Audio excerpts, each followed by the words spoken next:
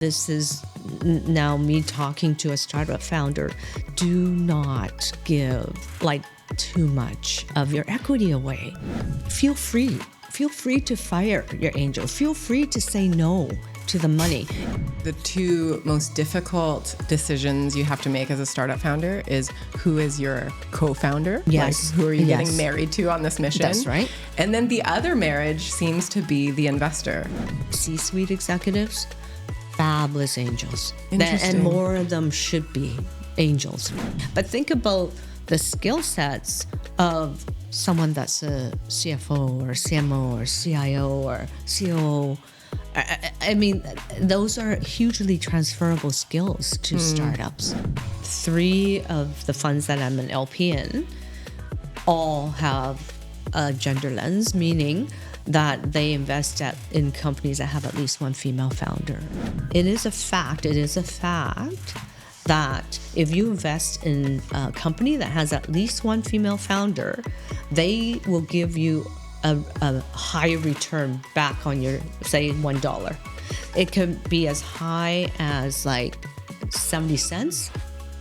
70 cents more on your $1 of investment if you've invested in a company that has at least one female founder versus you investing in a company that has all male. Impact and making money are not mutually exclusive. When I started to become an angel, it wasn't like I was intentionally impact focused. But one thing that's also interesting about investing in female founders is that typically their company has some sort of an impact.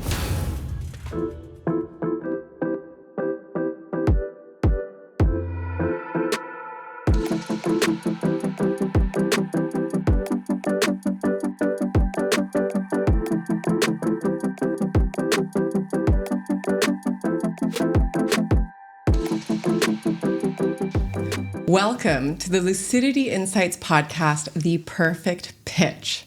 This is where I sit down with the region's most active investors and we talk about the ins and outs of the startup fundraising journey. And of course, what makes a perfect pitch. Today, I am so excited to be sitting across from the first angel investor we've ever had on the show, and actually the first one we had on our wish list, Lucy Chow. Lucy, thank you for being here. Thanks for having me, Erica. Am I really your first angel? You are our first angel. I'm super excited. Okay. So we sat down and talked about this a month ago, and I reached out of you from out of the blue. And I think people should know this, actually. The reason why you're at the top of our list was, not only are you a prolific angel investor, but a story I think that encapsulates that is that for literally 7, 8, 9 years, I have heard this. Do you know Lucy Chow? Do you know Lucy Chow? Do you know Lucy Chow? You should meet Lucy Chow. And at the time, as I told you when we met a month ago, I was like, now is the time for us to meet. Right. It was meant to be now. But I think that there was a couple of similarities there with both of us being Canadian. Yep. Both of us being Asian Canadian. That's right. That's right. Yeah. Proud Asian Canadians. From the West Coast. You're from Vancouver. That's right. Yeah. Yeah. And I'm from Vancouver Island. Yeah. And of course that you're so active in this space and also, I don't know if you'd call yourself a feminist, but clearly empower, someone all about women's empowerment. Absolutely. Yeah, 100%. And even the fact that I'm on your wonderful podcast, I'm all about elevating and giving space to women's voices. And a podcast does that, right? I love that. It's amplifying, right? Knowledge. Absolutely. Yeah. Absolutely. So I know why you're here because I asked you, but let me introduce you to the audience. Okay. You have an incredible resume, but I've just cherry-picked the angel investing bits and pieces that I think everyone should know. So Lucy, you're the Secretary General of the World Business Angels Investment Forum. What a mouthful. And so there's 4 committees, and I'm specifically the Secretary General of the Global Women Leadership Committee. Yeah, correct. You're also the Investment Committee Director for the WBAF Angel Investment Fund. Yes, that's correct. Yeah. And also an investor with the Next Wave Impact Fund and the Founder Institute. You also sit on the steering committee of the 2022 Female Angels and is a limited partner with numerous funds globally. Wow.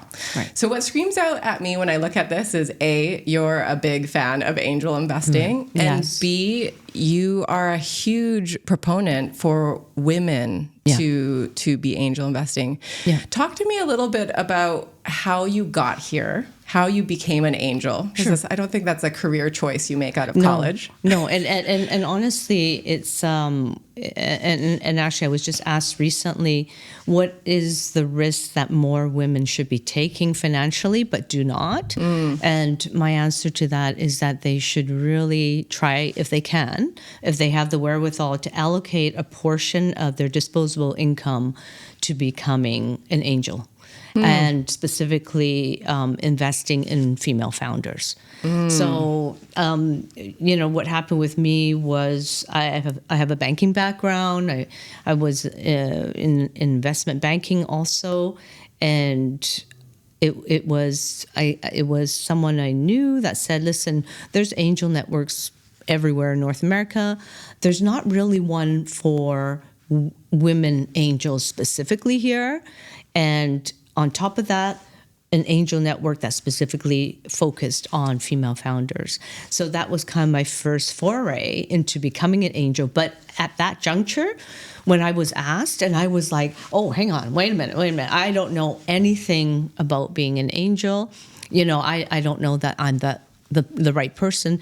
And, and this is what I'm telling people now, but this is the whole point. We all can learn, right, how to become an angel. There are, now there's podcasts, there's YouTube, but you can actually go to pitches, right? We've got STEP coming up. Yeah. There's so much information out there, and there's fabulous angel networks that actually take you through a whole learning curve process of what it means to be an angel. What does it mean? How do you discern a good pitch from not good pitch? How do term sheets work? All the jargon that goes into, and is intimidating. And actually that makes me a little bit upset, because I feel like sometimes, and I'm not slagging off VCs, I'm just saying, it's deliberately opaque. Right. Yeah.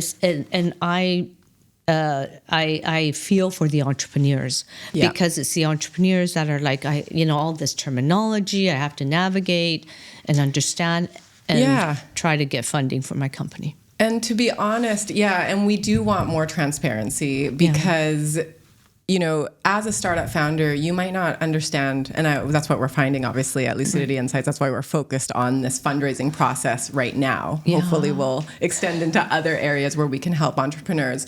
But one of the reasons why we started this podcast, why we started the investor and database now, and now we're inviting angels onto it as well, is because startup founders keep coming to us, and they're completely clueless. They are. About how they just go, I think I need money. Sure. Who do I start with? And even what is the difference between raising with angels or friends and family versus institutional investor? And right now, for many first-time founders, all of this is clumped together. Yeah. And they just go, it's an investor that has money and they might give it to me. Right. And that's not how it works, is it? No. I mean, there's different stages of the life cycle of your company. And obviously, the friends and family is usually the very first into your company, right? And yourself, right? Before you ask other people to invest in you, you have to be willing to do that yourself, right? Skin in the game. But also your people that know you the best, right? Your friends and family. Are they willing to invest in you? And then you approach angels. And honestly, the angel space is it's fraught with difficulty, because the chances of you making money is very slim. Because most 80% of companies fail, right, within their first few years. And if you're investing at early stage companies, you got to expect that a lot of them will fail. And that's why typically angel networks will say that as an angel, you should have a portfolio of a minimum of 10 companies. And then you can expect like I don't know, 6 or 7 to fail. You know, maybe 2 will break even, and then 1 you'll knock it out of the ballpark, and that's what you're looking for. That one that takes you right. That makes it all worthwhile. Right. Okay, so let's strip this all back so that we can help everyone understand. Sure. Both from the angel perspective of getting more angels out there, getting more people that are like, hey, I have some disposable income and I would love to mentor and support some startups and maybe even put some money behind them to support. I think a lot of people are talking about how can we be of service once we get to a certain level in our careers and disposable income. I want to talk about it from that angle, but I also want to talk about it from the startup founder angle. I love it. You mentioned these stages of development and the first round coming from friends and family. Yeah. And it's interesting. It's the exact same thing we say, like VCs will say, well, if you haven't been able to raise funds from an investor locally, as in either an angel or someone in your country or city, then why would an international investor invest in you, right? And I feel the same logic is being applied here, where angel investors are taking a bigger risk, but they're saying, first, friends and family, and you yourself have to have some capital or, invest in there to show that you've been able to convince people that are nearest and dearest to you that you've got something here. Yeah.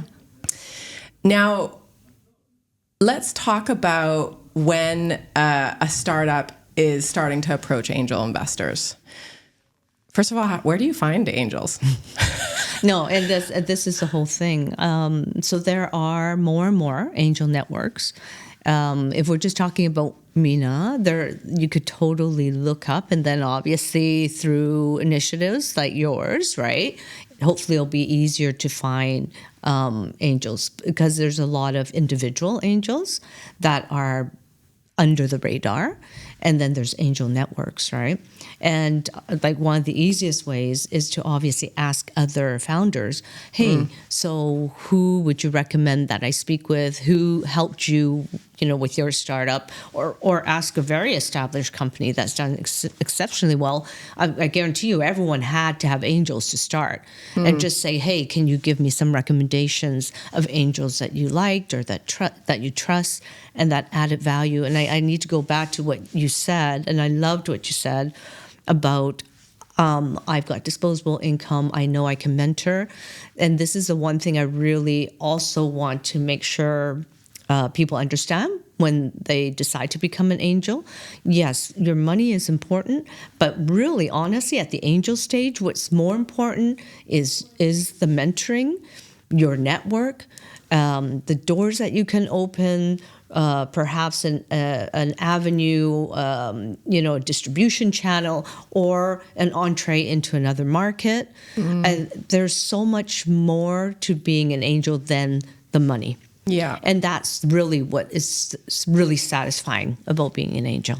It's interesting because the more I've been sitting down with startup founders on our other podcasts, the Startup Spotlights, a lot of the successful ones say exactly that when they're fundraising for the first time, it's a really difficult thing to convince someone of like, hey, give us some money. Yes. It's not enough. And what most of them have said that, was really interesting. I think of Chris Barton, for example, who founded Shazam. Yeah. He strategically went after angels that was interested in music recognition. And what was that? At the time, it was the chairman of the biggest record label companies, right? Right. Or I think of Mohit Kumar from Ultrahuman, who developed this ring, Sleep Tracker. Right. And they just sent out on Twitter to all of these people and said, who would be interested in a glucose monitor or some app like this? And they just set up a wish list. And then they looked down that wish list and found out how many of them were either really famous influencers, athletes, or angel investors. And their first group of 20 investors, I think he said, were all customers or wannabe customers of their product before the product was even created. Right. And so what that tells me is passion. Yeah. You know, a lot of investors, VCs will say, we want founders who are passionate, but actually it's the job of the startup founder, it seems, to find angel investors who would be passionate about what they're doing. And I love that's a great example, because those are great examples, because then it means that the startup founder is proactively going after people, right, that will be the right fit as an angel, because that's the other thing. You feel free. Feel free to fire your angels. Feel free to say no to the money. There are so many examples of founders, because it's such a tiring, exhausting process, right? Yeah. To fundraise, you know, when someone's just finally saying, I'll write you the check, you got to really look at the individual across the table and think, but are they the right angel? Are they the right people for me? And that is one of the hardest decisions of a startup founder, when you actually have someone that's writing you the check, but then you realize they might not be the right partner. I have heard that. The two most difficult decisions you have to make as a startup founder is, who is your co-founder? Yes. Like, who are you getting married to on this mission? That's right. And then the other marriage seems to be the investor. Yeah. So do you have any interesting experiences or anecdotes, Lucy, that can kind of paint this picture of how taking a check from the wrong investor might, you know, be the end of your business? Sure. And I'm not going to go into like deep detail and names or anything, but I think I can just speak generally. Sometimes you might decide to take the check of an angel that feels they really know your business and that they can really add a lot of value, right? To the point where they suck up all of the oxygen in the room, and then all of a sudden they've become your marketing person. They are giving you like all the ideas, and they've contacted Dubai Eye to get you, and like, but you're like, but that's not where we're at, or like, and they can kind of derail, right? They might push you to where you're like, but we're not aligned at all, right? So I think as an angel, you need to know when to step back. Yes, you've got an actual percentage of that individual's company, but you're not. They didn't hire you to be the CMO. They didn't hire you to be the CEO. They didn't hire you to be the CEO. And so stop doing that, right? So stop, interfering, because the last thing you want is an entrepreneur spending all of his or her time managing the angel or the VC, for that matter. I mean, good angels and good VCs. I mean, VCs are a little bit different because they're writing such a big check. Know when to just let the founder go and fly, right? So you can be too much, okay, and then that's can be very disastrous. It's such a great point, because it's something we reiterate on the show and hear all the time, over and over again, because so many people do get blinded by that check. They just go, I just need this capital to do what I want, and then you're painting a very clear picture of, hey, taking this money usually comes with some strings to it. Sure. There might be, whether it's something positive but draining, like a reporting procedure or governance systems when you're taking from institutional investors. Sure. Or in this case, maybe an investor that thinks they know how to run your business better than you do. Right. And then you're butting heads all the time, right? It can get to a very bad place very quickly, right? Yeah. You can see that. And then another example, and this is now me talking to a startup founder: do not give like too much of your equity away. Yeah. And oftentimes as a new startup, nobody tells you these things either, right? Because people don't talk enough about it, especially female founders. They're not talking to others about, I mean, that's a big question. How much equity should I be giving away for this amount of money? Right.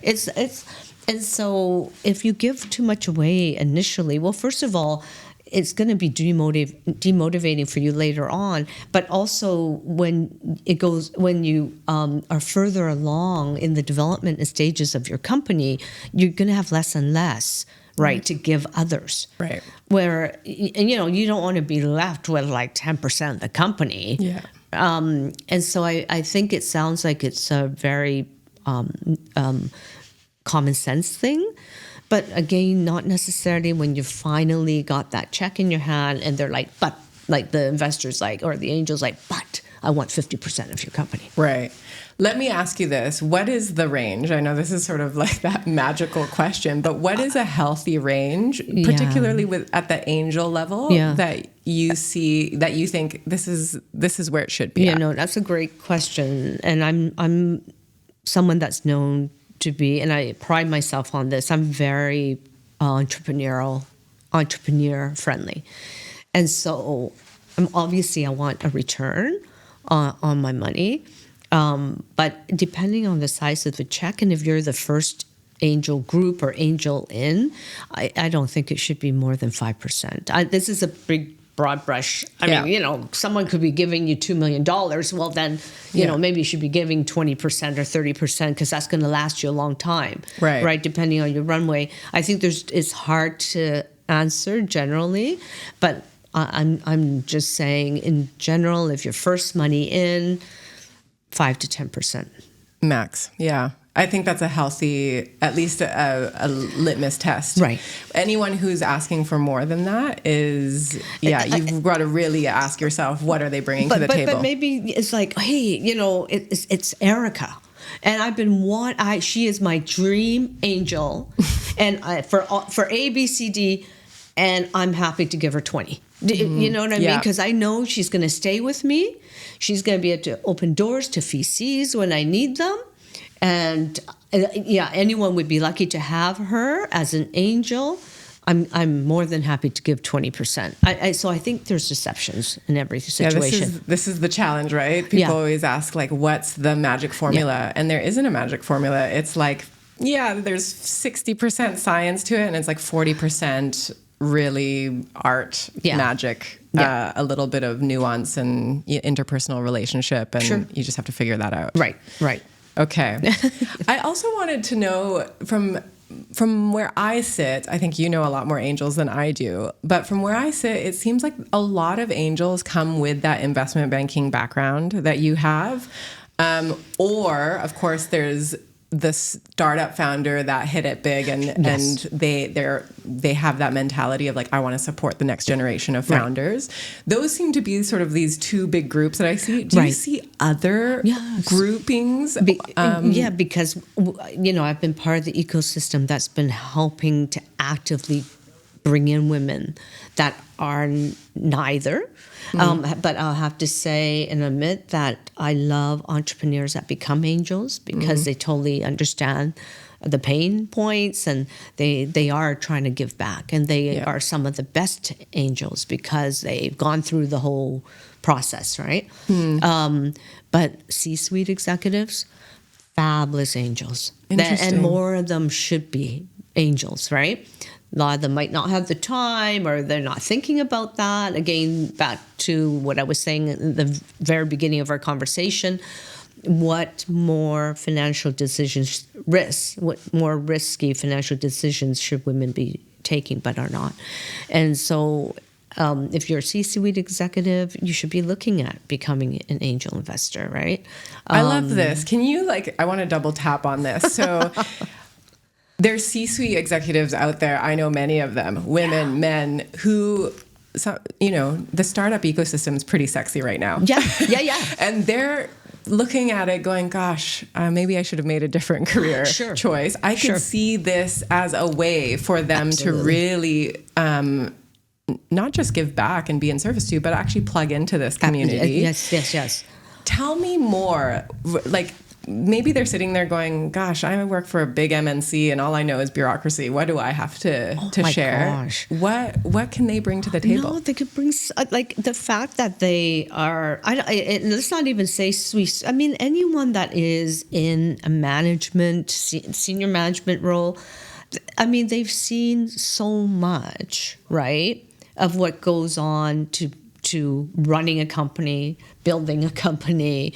And startups are just a smaller microcosm of these large companies, right? And every startup wants to eventually become a big, but think about the skill sets of someone that's a CFO or CMO or CIO or COO.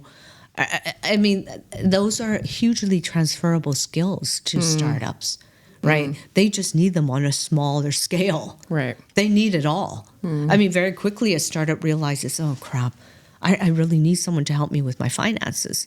That's why we're starting to get these sort of fractional CMOs, right? Because startups can't afford and fractional CFOs, right? All of the skill sets of these people in these like MNCs, right? As an example, they can totally translate that knowledge and give it back to the startup ecosystem. So you brought up a super curious point, this idea of fractional CMOs or fractional CFOs. Are you seeing that? Yeah. Well, first of all, explain what that is. Okay. And then are you seeing that here in Dubai and in the region?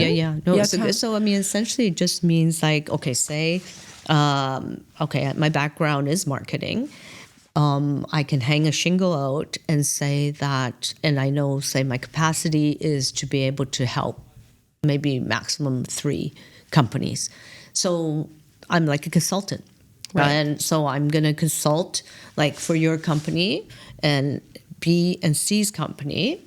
And it's a contract, and maybe you've chosen me because I really know the FMCG space, but someone else is tapped into me because I really understand the Asia market because I lived there for 10 years, and they want to bring their product there, and I've done marketing in Asia.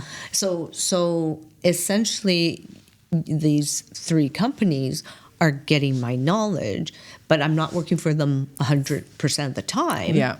And it's enough, hopefully, and you can scale that up or down, right? As you work with the individual, it's enough that hopefully I'm helping them in like a marketing capacity. I love that. But they don't have to pay me 100%. But me as an individual, I'm happy because I'm working with 3 different companies. I mean, this is why people do it. Right. This is why people are doing it. And I definitely am seeing more of that here. And I love it when I start seeing more people saying, I'm doing a fractional CFO position. I love that. Yeah. I love that. Yeah. And I hope I see a lot more of it too, because I think it's the same game as the investing game, right? Sure. If you invest in a certain number of companies, or if you invest your time in a certain number of companies, some of them are going to fly high and some of them might shutter. Well, this is a good point, because some of these individuals, I mean, they all operate differently. Some might say, okay, yes, I understand you're very early startup. You don't have, the revenue to pay me, but I'll take a percentage. Right. And that's a wonderful, right? That's that's also a way to get involved in the startup ecosystem. And hopefully, you hit it big. Yeah. Yeah. Yeah. Beautiful. Okay, tell me, I want to get to know a little bit more of this angel group. So you've painted this picture, they're from all over. Some of them are, C-suite or leadership or management. Sure. Anyone with some disposable income where they want to support startups and, both strategically, hopefully, as well as cutting that check. Sure. I think a lot of angels or people who are curious about becoming an angel will say, well, how much money do I need to be able to count as an angel? Yeah. I mean, so as an example, in North America, in the US, typically you would say the angel networks would say, okay, 20,000 US minimum commitment per year. Yeah. It could be as low as 20,000 US. And then they have over 100, and obviously there's a lot of differences, right? There's angels that write a lot more, right? But that gets you in the door, right? And it gets you in as part of a network. It gets you into pitches. And you start slowly, right, building a portfolio. And so I really like those sort of networks where the barrier to entry is low. And what is it here? Is it similar, somewhere around 80 to 100,000 dirhams? I'm just thinking of some of the like Dubai angel investors and so forth. I think it used to be like I think they actually also use like 20,000 US, but I haven't actually researched recently to see what it was. Because you started your angel journey 12 years ago? A long time ago. And you know, at that point, the network I was part of, we started deliberately low. It was 5,000 dirhams per woman. And then we increased it when we went through different iterations of the network. But you know, and I would love to see. It's a hard thing to build an angel network because it's a lot of work. But I would like to see, and there definitely are. Let me give you an example. Actually, there is a fabulous female founder, and actually, you definitely maybe you have had her. Sophie Smith is her name, and she's the founder CEO of Nabta Health. She is a force. She is amazing. She's the reason actually that 2022 female angels exist, and I'll tell you that story later in a little while. But for her, when she was fundraising for Nabta Health, she deliberately set aside a tranche. I think it might have been as low as 1,000 dirhams to allow women, specifically women investors, to invest in her company. And I'll tell you another on a bigger scale now, not to say Nabta Health is not getting there. Mum's World was probably my first investment. So Mum's World, and Mona, she was awesome. What she did was she set aside, when she was raising a percentage for just female investors, because she understood her e-commerce site was going to be used by moms, right? And that was like way back, right? Long time ago. And that was kind of like, it was a novelty. And good on her that she did that. And it was a no-brainer when you know, I could still picture her telling us in the Capital Club about Mum's World and how it was going to scale, and it was going to be the e-commerce site of the Middle East. And I mean, it all came to fruition. And she said, and you know, you're all in this room because I'm specifically setting aside, a tranche for just female investors, and I want you to become my ambassadors. You will become my best ambassadors. Brilliant. And I'm just trying to remember. I think at that time, again, I think we were able to invest as low as 25,000 US. Which is, and And tell me, Lucy, like obviously you're incredibly passionate about getting more women investors on board. What is that? Make that case for me. I mean, I'm a woman. I have my own reasons as to why I think that's important. But why is it so important to you? Well, let's just talk about, I'm going to start with the economics of it, because so right now, if we talk about just angel investors, only about 15% of investors are women that are angels. 15%. Yes. But when we look at VCs, and we look at the ones that are making the decisions, the general partners, I think that statistic is like only maybe 5 to 7% of GPs are female. Okay. So obviously they have a lot of power, the GPs, right? But again, we always wonder why we're still in 2025 and less than 2% of VC money goes to female founders. And that's because we don't have enough GPs that are female, right?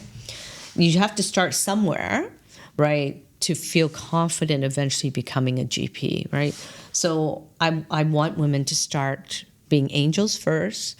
Then maybe they want to become an LP. And then maybe, if they're young enough, and if we become role models, right, for the next generation, I'm hoping every time I talk about being an investor to students, that some girls in the audience can see themselves running a VC in the future. Yeah, right. Absolutely. Okay, so now going back to economics, it is a fact. It is a fact that if you invest in a company that has at least one female founder, they will give you a higher return back on your, say, $1. It can be as high as like 70 cents more on your $1 of investment if you've invested in a company that has at least one female founder versus you investing in a company that has all male. Interesting. So, I mean, the economics or the returns are factual, yet if you're a VC and you're an angel or whatever, why then, if it's factual, why are we not investing in companies that have at least one female founder? Why?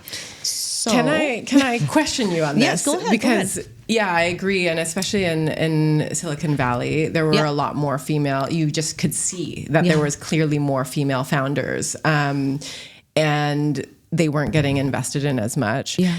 Over here, I would say that's true, right? There's more female founders that exist than are getting funded. Yeah. But I also have this question of what about the behavior of women?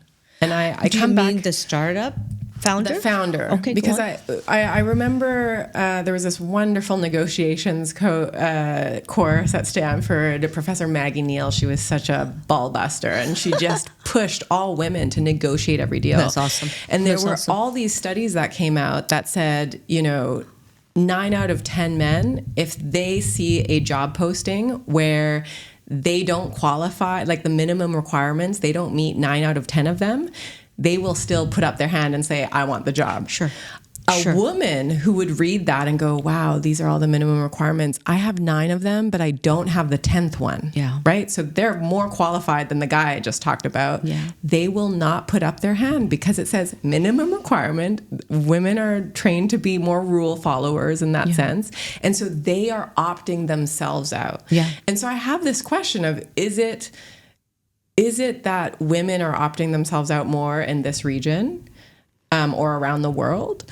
Or is it that there are not enough women VCs that would fund? Because I would assume that men would also fund women if they came with a great business idea in front of them. Okay, so I think it's dual. I think it's yes and both, right? Yeah, because this whole thing of fake it till you make it for the men, imposter syndrome for women. There's so many layers as to why this happens. Are women opting out? I'm thinking when they hear podcasts like yours and they're like, I see women putting themselves out there. I know, I'm seeing them doing it. Okay, even if they're like, it's so uncomfortable and so tough, they know they have to do it. They know they have to learn the jargon. They have to. So I think there's still more than enough women putting themselves out there in this region. We just do not have enough money to go around. We need more of everything. We need more angels. We need more VCs. We just do not have enough money for the amount of innovation that's coming out. Okay, but for women, not feeling confident enough, I think that's a real thing. So that's a whole other percentage, perhaps, of women that are not, asking for a larger check. I'm always actually telling female founders they should ask for a larger check because that runway is really short. And you do not want to go out and fundraise again a year from now when you know how hard it's been. Right. So ask for like a bigger check. So it's like strategy kind of. Yeah. And are you finding that when you onboard and you're seeing more female angels come on board, are they driving more funds to women? Is this part of their mandate? Like, obviously, I'm trying to think of it for myself. Do I prioritize women. I would love to. Right. Sure, but of course, it comes down to like, how excited am I by the startup idea and all of that stuff? It has to make sense. It has to resonate with you, and it has to be a fundable idea, right? You're not just giving out your money because it's a female founder. Yeah. And so I think that we need to make that very clear. And not every female founder is going to resonate with you. And I mean, I invest in male startups too. Yeah. I'm just saying, a lot of my focus is on female founders. So searching and finding female founders, or they just come to me. Yeah, right. Because again, there's just not enough of us, and I'm like, how come? There's just not enough people saying, "Hey, I'm open to like hearing your pitch. I'm open to like investing in companies that have at least one female founder." But we do need to have more men doing the same, because they're still the ones writing the bigger checks, right? They're still the ones that are traditionally like GPs and VCs. Yeah. So we need to bring them, on side. Yeah. Understood. And that's happening. I mean, there's definitely men that are like, oh yeah, no, I totally get it. Yeah. And I'm curious for you. So you're someone who's obviously going out there trying to support women, funding women, startup ideas that resonate with you. What percentage of your portfolio of startups have female founders on them? I think a huge, I'll tell you that 3 of the funds that I'm an LP in all have a gender lens, meaning that they invest in companies that have at least one female founder. And so, like for instance, PAC VC, which is an awesome VC run by 3 amazing women in the UK, their lens is betterment, access, and climate. And they're very clear, do you fit into one or any or all of those buckets? And they've put together an amazing portfolio. So Beautiful. I'm really proud to be like an LP. Just off the top of my head, as I think of the female investors that I know, institutional investors, a lot of them are actually more impact investing focused or thematically focused. Yeah. Are you finding that as well, that there's this social lens that women investors are applying? So the thing that's interesting, when I started to become an angel, it wasn't like I was intentionally impact focused. But one thing that's also interesting about investing in female founders is that typically their company has some sort of an impact, right? More than the return, right? The revenue return. So I always say, though, that we have to be mindful that impact and making money are not mutually exclusive. Absolutely. So just because I'm a female founder and I put together this fabulous edutech product to teach Arabic better doesn't mean that I'm not making a lot of money from it also. Right. So there is a huge impact in that I'm helping the next generation learn Arabic and learn and have fun doing it and leveling it up in schools in MENA.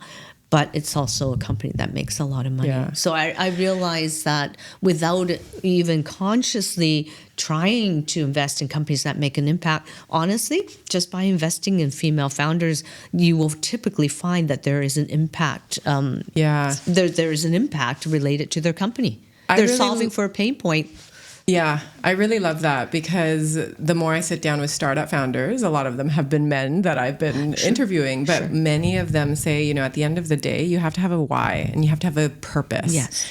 And as I'm thinking about that, some men are just building businesses that they hope are successful, which is an interesting, ambition and a lever, and nothing wrong with that. Right. But at the end of the day, when going gets tough, they all say you have to have a much bigger purpose than that. That's and right. As you're reflecting this on me, I'm realizing if your business, like the mission of the business, can also be that sense of purpose versus, I'm trying to create a better life for my family, or, a lot of the men have purposes outside of the business. Yes. That's what I'm noticing. Right. While I'm noticing a lot of women will have a purpose that's embedded in the business. And these are 2 different things. So I want to really make this point. I love that you brought this up. I want to make the point that, getting like outside money is not the end all and be all. And honestly, if you don't need someone else's money, do not even go down that route. It's a hard route. So what happens if you're told that you're not investable, right? It does not mean that you will not get funding elsewhere. Right? It just means you are not like this like precise fit for this VC's like, right? They just are very linear and like you just happen to not fit that particular VC's like their mandate or any of these. But so what are your options when you're told that? One is then you're like, I'm going on it. I'm going on my own path. I'm happy making an impact. I'm happy making revenues, for whatever. I'm happy that there's a sustainability aspect. There's so many companies that do so well, but have never had VC, right? Funding. Craigslist. I'm going to name the big ones. Patagonia, right? Spanx. I mean, they never have had, right, and never needed, but still did really well. The second option is then to pivot and to say, okay, what can I do to make sure my margins then are big enough for a VC to take notice? Can I start in a bigger market in another country? Then that would give that make that addressable market all that much more appealing to a VC. So then play that game, right? Yeah. So either step away or then like pivot. Yeah. What's interesting is, so VCs and a lot of startups still need to understand this. VCs are really looking for that $1 billion potential business, right? They really are. So if you can't paint a picture that is realistic of your startup becoming $1 billion valuation, which is a crazy large number. I'm curious, is there a number like that for angels, where angels are looking at it going, well, as long as it makes 100 million revenue or 10 million revenue? Yeah, no, it's interesting. I read a great article just recently, and I had to laugh because this was never my lens, and maybe I should have. But this one article said that angels are ideally, and I told you about the 1 out of 10. Yeah. They're ideally looking for that one that makes 100 times return. And I was like, well, wouldn't that be nice? Wouldn't that just be fabulous? And I'm sure there are angels that are looking for that 100 like times return and have made that 100 times return. I'm honestly, I'm happy with a 5x. I'm happy with a 5x, 10x. I think it's also a function of how, like, it's getting much better now in the region, but a lot of our ecosystem was very nascent, right? And so we're not like a Silicon Valley, where you have these crazy multiples. And we might eventually get there, but I think also, again, as angels, we need. I'm not saying be a charity. Yeah. I'm just saying let's just be a bit realistic in like what we want Fair for enough. a return. So Lucy, we're looking at, the title of this podcast is the perfect pitch. Right. And we look at what makes a perfect pitch. I'm curious to you personally, when you think about all of the pitch decks you've seen, all of the pitches you've sat in, what makes a perfect pitch to you? Okay. And I'm sure you've heard the same thing from all your like fabulous guests. Obviously it's a founding team. And I'll elaborate a little bit more. Founding team,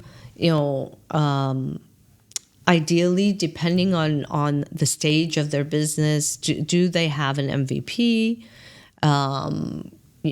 or do they have MOUs, or if they don't have an MVP, do they have an MOUs that say, someone outside in their market believes in them, and Yeah, like what is their go-to-market strategy? Okay. Let me ask you about this, because a lot of people say, okay, you're not ready for a VC. You have no traction. You definitely don't have a minimum viable product yet. Right. But maybe you should go to some angels. And so they're still at this ideation pre-seed stage. Sure. Is it still possible to get angels to jump on board at that stage? Is it common? Yeah. Or now with the market sort of, transitioning as it has been, VCs are saying now, if you don't have traction, we won't even look at you. Are angels also moving in that direction where they're saying, hey, you've got to have something to show us, not just an idea? Yeah, no, I think it really depends on how early, like even angels, like individual angels, angel groups, they even have what they like what their investment criteria is. Yeah, so it might be very possible that that some angel groups are like we want it to be a little bit more than just like seed, right? Yeah. Or others are like, okay, we're fine with pre-seed, but we need to know that they're going to scale up pretty quickly. Mm-hmm. And it's really hard to say, like, talking to you, okay, black and white. It's so dependent on these factors. Like, this founder is talking to me, they're pre-seed, but I can see it's going to work. Like, I just know because of all the other pitches or all the years of experience, I just know they're going to make it work. Right. And they don't quite have an MVP yet, but I believe in them. Interesting. I don't think that's really helped Erica, but...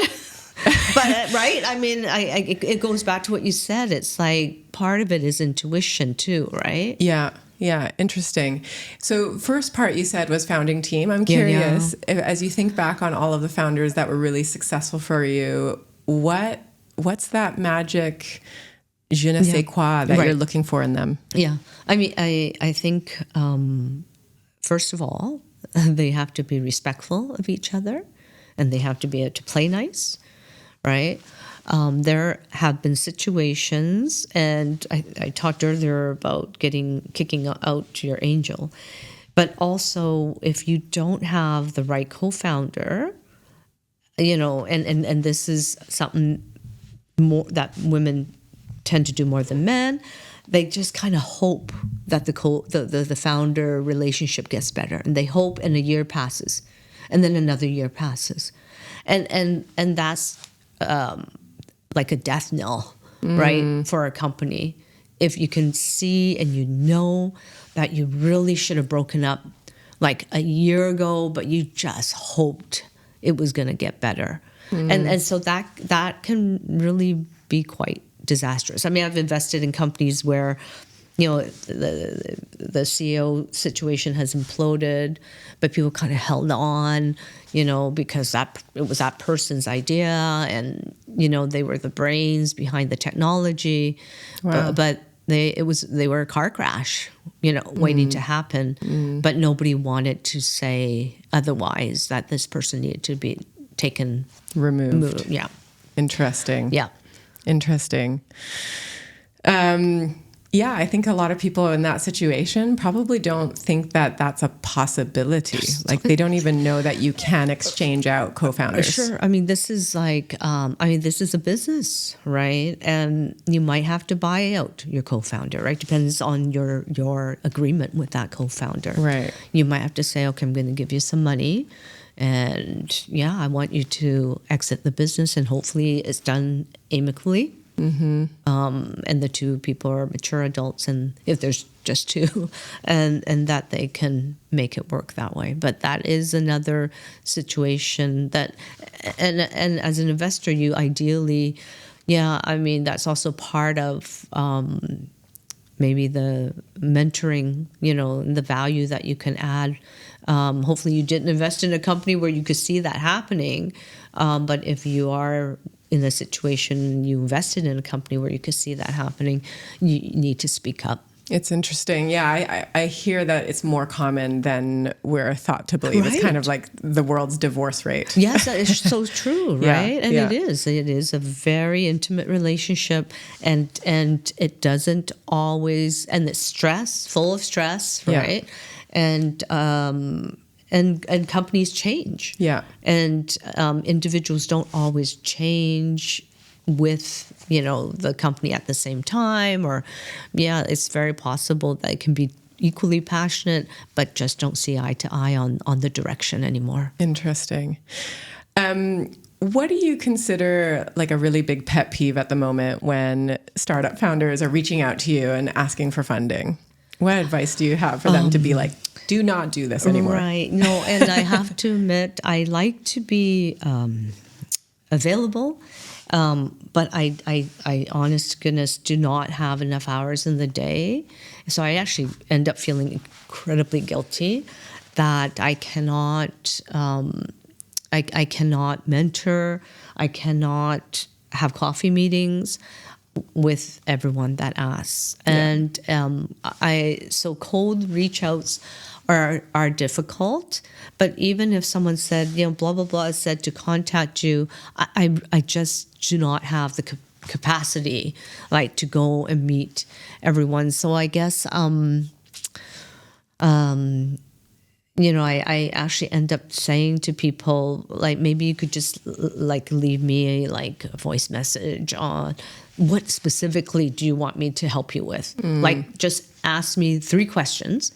If I know the answer, and this is always what I say, if I know the answer, I will tell you. If I don't know the answer, I will also tell you. That's just ask me 3 things. That's probably all that I can do. What can I help you? What are the 3 things I can help you with? I love it.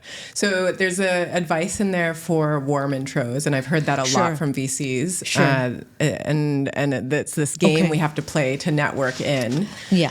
So I want to talk about that, the warm intro. There was a fabulous, smart as anything, female founder, a really young female founder, and a Stanford grad.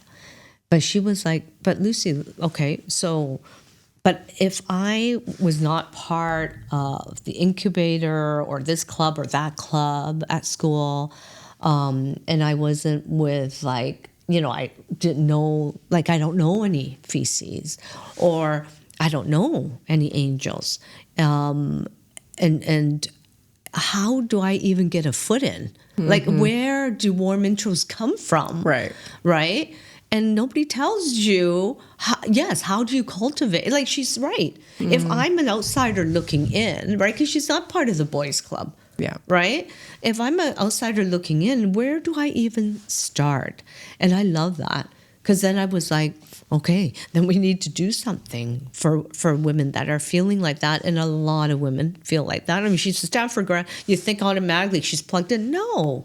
Right? Because even within that circle, there are microcosms of, like, other communities, right? Absolutely. And so very quickly, there is unconscious bias, like, in investing, but if I mentioned earlier, like, okay, so all the GPs are guys.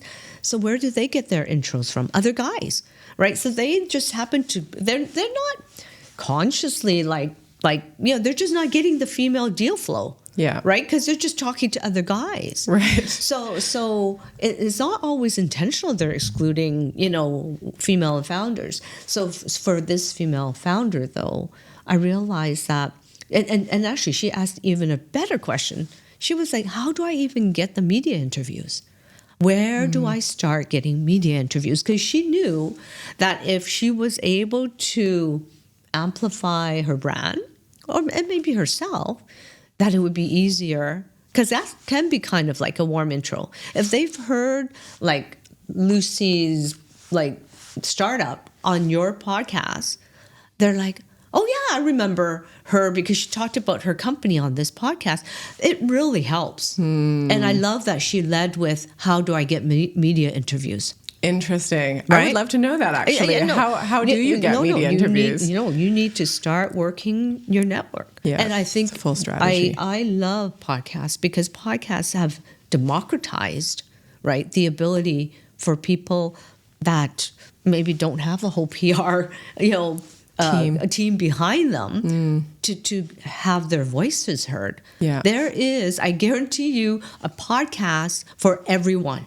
out there. Meaning, if I'm a startup founder of this or that or this kind of sector, there are more than one. There's more than one podcast that would take me on, right? Absolutely. As an interviewee. Absolutely. And I think they should start with that.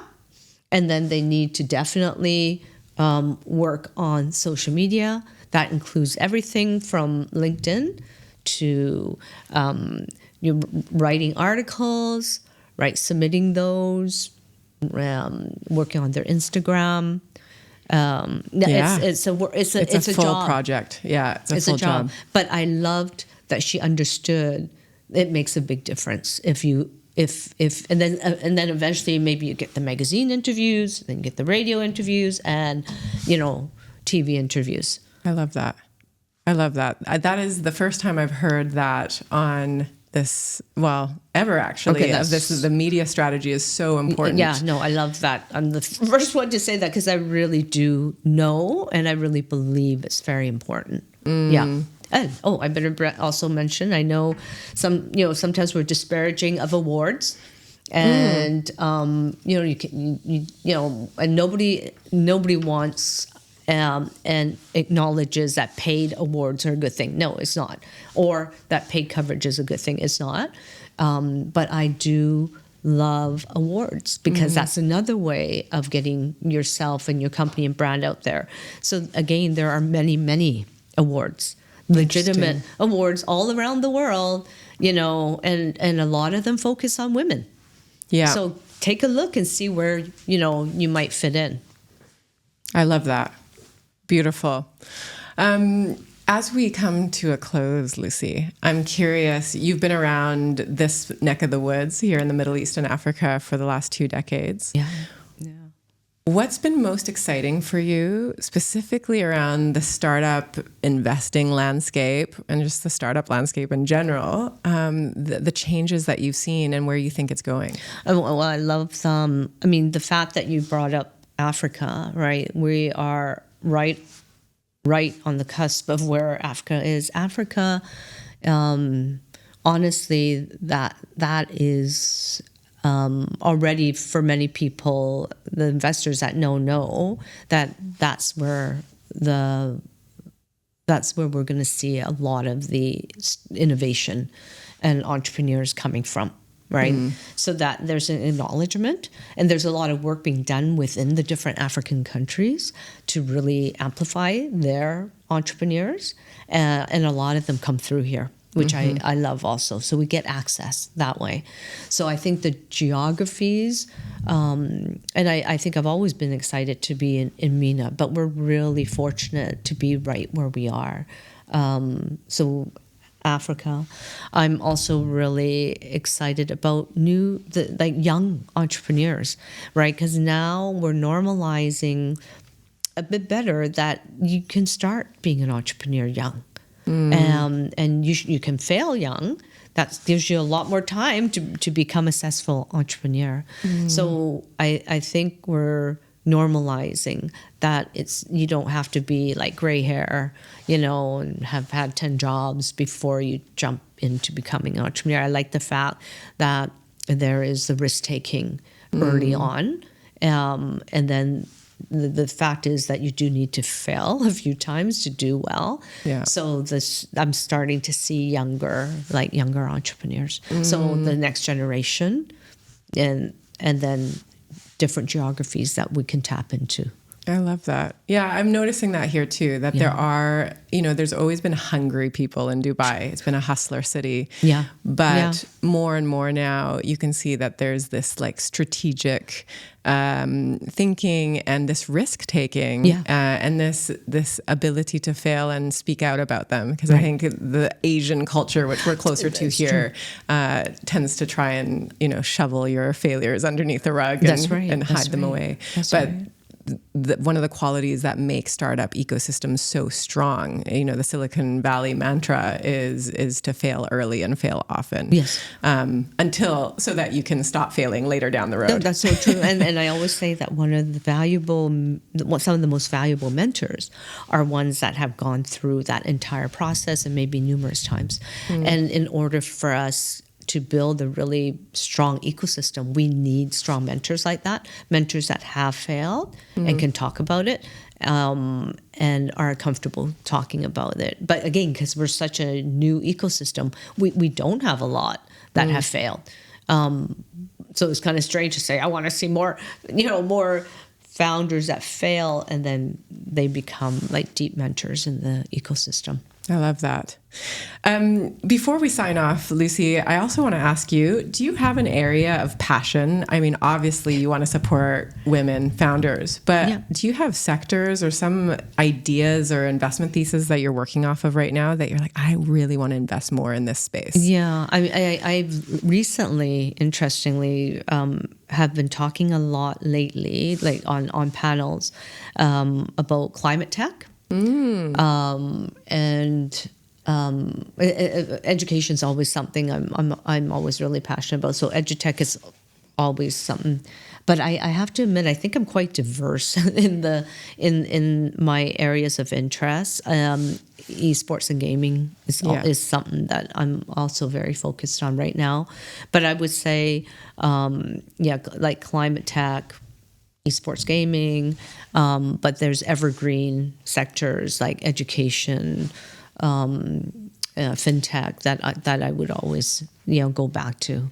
I love that. Yeah. I love that. So hopefully we can curtail the number of people that are reaching out to you, but that they can be a bit more specific. Right. There you go. Lucy, thank you so much for your time today. I really appreciate it. And I really love the nuance of our conversation. And I think it's really important that we can speak into those layers that differentiate angel investing from this institutional investing landscape. And I think that'll be very helpful to a lot of founders out there. Yeah. And thanks for having me as your first angel. I look forward to hearing and learning from others. Thanks, Absolutely. Erica. Thank you. Hey there. Thanks for joining this conversation. If you enjoyed that episode and you want to start researching potential investors for your startup's fundraising strategy, go to lucidityinsights.com and sign up now to the startup registration package by clicking the plans button on the top right corner. We look forward to having you join our future conversations and checking out our additional content. Until next time, stay hungry and stay humble.